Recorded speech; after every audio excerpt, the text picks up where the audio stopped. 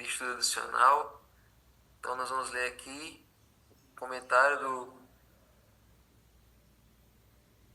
do Espírito de Profecia sobre o que nós vimos durante a semana, sobre a história de Acã.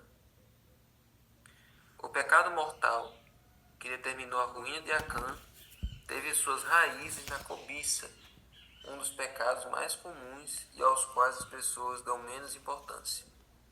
Lembrando que a cobiça, juntamente com o orgulho e a inveja, são os 3 pecados originais, os 3 pecados que surgiram no coração de Lúcifer. Então, toda vez que Lúcifer faz alguém pecar, toda vez que toda pessoa que é levada por Lúcifer, toda pessoa que se coloca à disposição de Satanás, ele já faz com que a pessoa desenvolva esses 3 pecados na sua vida, que foram os 3 pecados que fizeram ele sair lá do céu. Então, esse é o pecado original de cada pessoa, porque é o primeiro pecado que Lúcifer desenvolveu lá no céu. Então, Acã reconheceu a sua culpa quando era tarde demais para que a confissão o beneficiasse. Tinha ouvido o anúncio de que um grande crime havia sido cometido. E não somente isso, tinha ouvido até mesmo de forma clara de que crime se tratava. No entanto, seus lábios permaneceram fechados. Então começou a investigação solene. Ele se encheu de terror ao ver a sua tribo ser apontada, e em seguida sua família, e em seguida sua casa. Ainda assim, não fez confissão alguma até que o dedo de Deus apontou para ele. Então, quando seu pecado já não podia ser mais escondido, admitiu a verdade. Como é frequente esse tipo de confissão? Então é desse jeito. Muitas pessoas só decidem confessar o seu pecado, confessar o seu erro, depois que ele já é descoberto.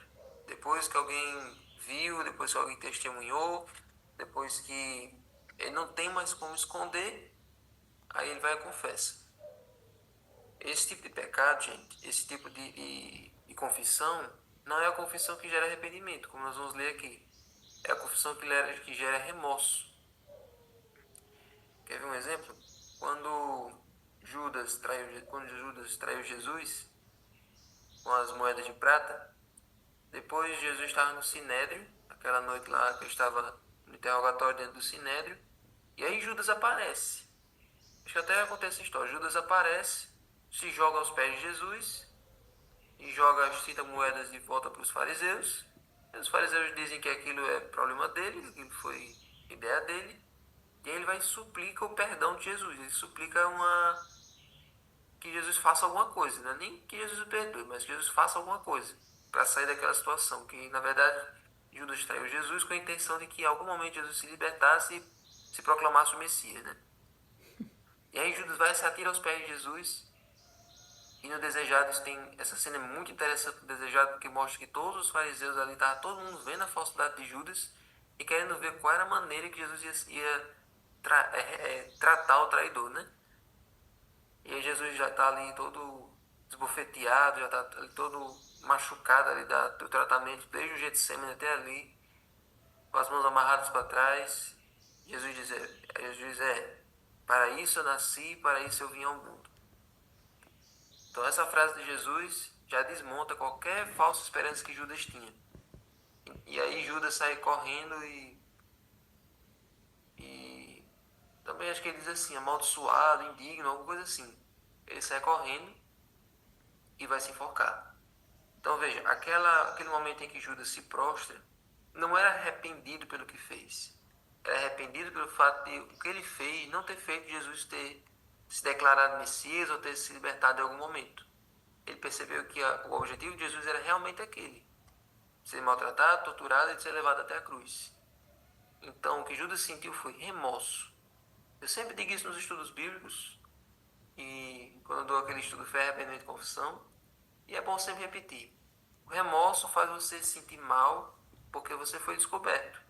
Mal pelas consequências. Se você se sente mal pelas consequências do seu erro, apenas por isso, isso é remorso.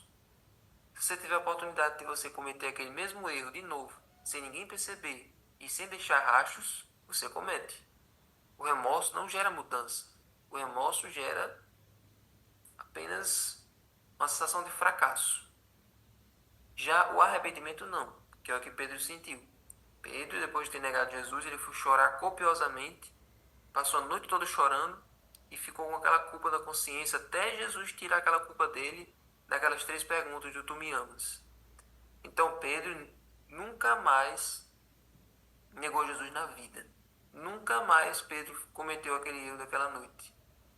Ele professou ser um apóstolo de Cristo até a morte, até o ponto de pedir para ser crucificado de cabeça para baixo, para não imitar o seu Salvador, não imitar o seu Redentor. Então, existe a diferença entre Judas e Pedro. Judas trairia Jesus quantas vezes for necessário. E Pedro negou Jesus aquela noite para nunca mais fazer aquilo. Remorso e arrependimento. Então, Acã sentiu remorso. Ele não ficou triste por ter pego aquelas coisas. Ele não ficou triste por ter feito o povo... Ele não ficou triste por ter desobedecido a Deus. Ele ficou triste por ter sido descoberto. Essa é a diferença. Ele não ficou triste por ter desagradado, ter transgredido uma ordem direta de Deus. A tristeza dele foi por terem chegado nele, terem chegado na casa dele, ter o sorteio ter chegado nele. Então, olha só. Acã não teria confessado aqui. Há uma grande diferença entre admitir fatos depois de terem sido provados e conhecer pecados e confessar pecados conhecidos unicamente por nós mesmos e Deus. Acã não teria confessado seu crime se não tivesse esperado que isso o isentasse das consequências.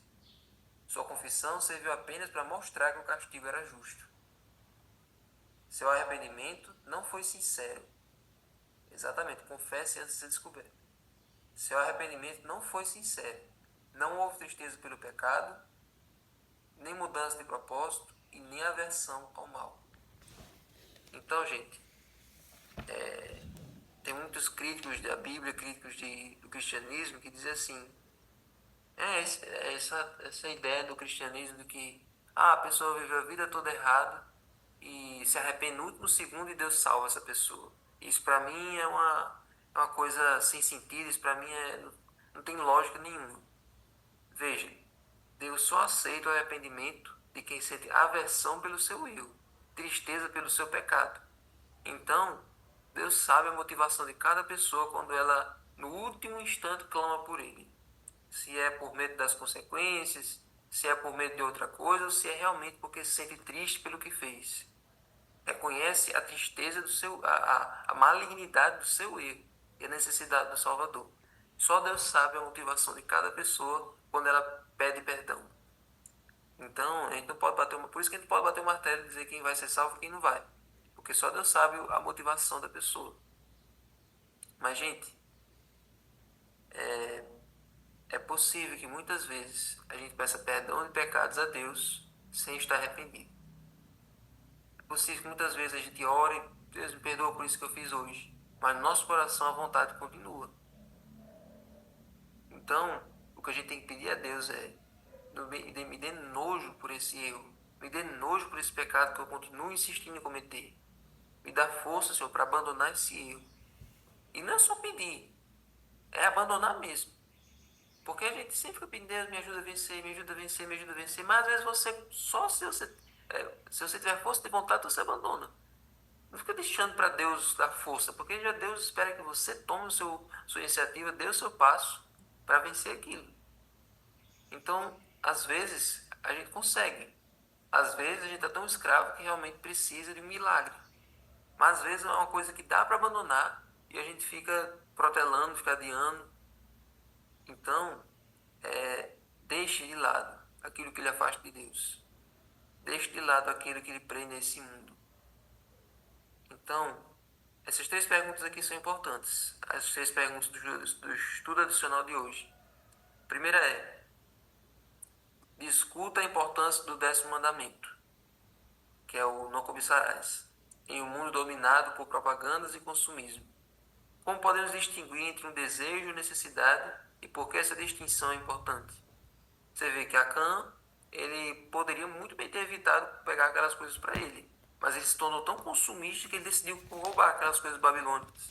por mais proibidos que fossem. Como é que a gente pode evitar o pecado da cobiça? Como é que a gente pode evitar o pecado de querer ter mais do que a gente pode comprar? Isso é uma coisa importante. É a segunda pergunta. Leia a oração que está lá em Daniel 9, do 4 ao 19. Por que é tão relevante que o profeta, ao confessar os pecados de Israel, tenha se incluído dizendo: nós fizemos todas essas coisas ruins, embora não tenhamos registro de que o próprio Daniel tenha feito mal?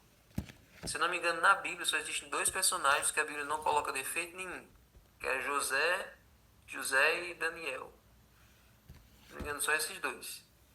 Até Jó tem muitos momentos em que ele perde a cabeça, fica impaciente e tal, mas José e Daniel, a gente olha, não tem nenhum defeito de caráter na vida deles.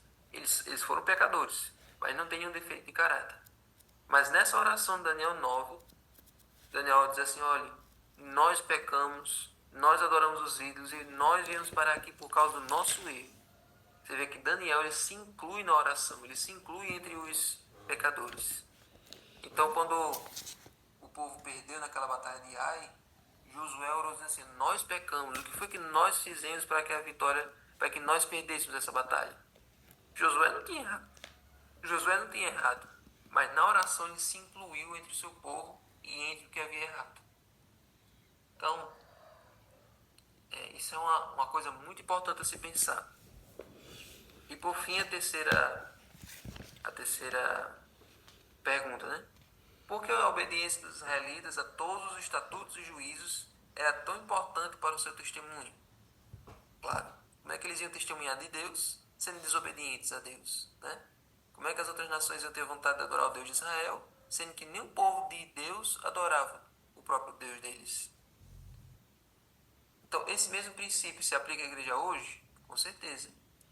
Nosso testemunho seria mais eficaz se seguíssemos tudo o que nos foi dado por Deus? Isso aqui é importante. O testemunho do adventista só é eficaz se ele for totalmente obediente à lei de Deus. Se ele for totalmente obediente nas questões de vestuário, totalmente obediente nas questões de joias, de ornamentos, que não deve ser usado. Se ele for totalmente obediente no trato com as pessoas. Se ele for totalmente obediente em tudo que a Bíblia fala, aí sim o testemunho dele vai ser eficaz. Mas enquanto um adventista é inadimplente, é mentiroso, é uma pessoa que ninguém pode confiar, é arengueiro, é briguento, trabalha no sábado, faz coisas que não deve, nunca o testemunho dele vai ser completamente eficaz. Então peça a Deus para que você seja uma luz onde você estiver e para que você tenha um coração sensível à voz do Espírito Santo, para que quando você cometer um erro, cometer um pecado, correr até o seu Salvador para ajudar você a vencer esse erro e a sentir nojo pelo pecado e não frustração por ter sido descoberto. Amém? Senhor Deus, muito obrigado por essa lição dessa semana, pela lição de hoje. Te pedimos que o Senhor transforme o nosso coração, tire esse coração de pedra, esse coração gelado e nos dê um coração de carne que esteja aberto, Senhor, para toda vez que o Senhor incomodar nossa mente através do Espírito Santo. Fica conosco, abençoa agora o estudo do livro e dá-nos um bom final de semana, feliz sábado, em nome de Jesus. Amém.